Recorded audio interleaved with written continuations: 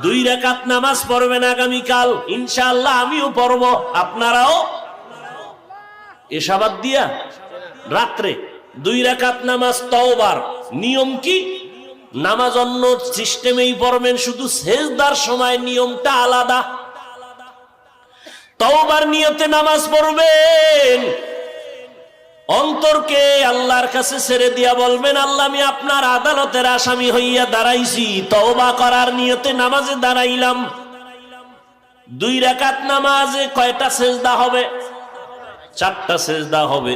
সেজদায় যখন যাবেন দিলটা নরম করে যাবেন, যাইয়া 3 বার বা 5 বার 7 বার সুবহান রাব্বিয়াল আ'লা বলার পরে এরপরে 3 বার খুব নরম হইয়া 3 বার আমার আল্লাহকে হাজির নাজির মনে করে আপনি সেজদায় গিয়া মনে করবেন, আমার কপাল মাতুয়াইল মসজিদের ফ্লোরের মধ্যে নাই, নবীর হাদিস মতে আমি আমার মাওলার কুদরতি কদমের উপরে কপাল লাগায় দিছি।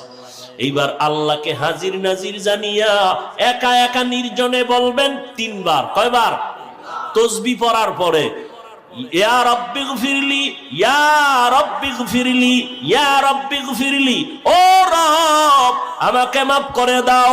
খুব নরম হইয়া চোখে পানি আনার বাহানা করে আল্লাহর কাছে বলবেন সিজদায় বসিয়া, ইয়া রাব্বি গফিরলি, ইয়া রাব্বি গফিরলি, ইয়া রাব্বি গফিরলি। কয়বার? 3 বার। প্রত্যেক সিজদায় শেষে 3 বার করিয়া এভাবে 2 রাকাত নামাজ পড়বেন।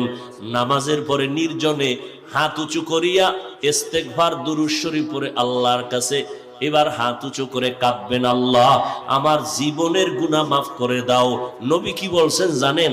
এইভাবে নামাজ পড়লে ওই বান্দার সিজদা থেকে মাথা উঠবে না আল্লাহ ক্ষমার ঘোষণা না দেওয়া পর্যন্ত। তার মানে আপনি এই দোয়া পড়ে উঠবেন, এর আগেই আপনার জিন্দেগীর গুনাহ আল্লাহ মাফ করে দিবেন। পারবেন? আল্লাহ আমাকেও তৌফিক দান করেন, আম্মা জানদেরকেও তৌফিক দান করেন, আপনাদেরকেও আল্লাহ তৌফিক দান করেন। কেউ যেন আমরা আমল থেকে বঞ্চিত না হয়ে যায়।